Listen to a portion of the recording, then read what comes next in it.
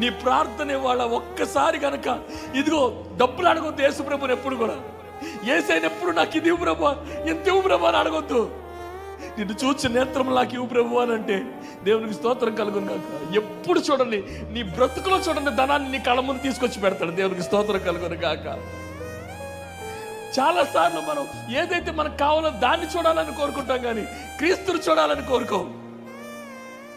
ప్రతి విషయంలో నలిగిపోతున్నాం, ప్రతి విషయంలో కృంగిపోతున్నాం, ప్రతి విషయంలో దిగజారిపోతున్నాం, ప్రతి విషయంలో వేదన పడుతున్నాం.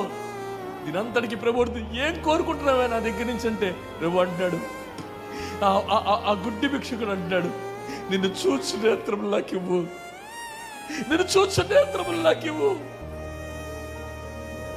ప్రతి ఒక్కరు కూడా ఇది నాన్న నేను వాక్యం చెప్తున్నా కూడా మీ హృదయం దేవునితో కలిసి ఆరాధిస్తూ ఉండాలి. ఆమేన్, ఆమేన్, ఆమేన్.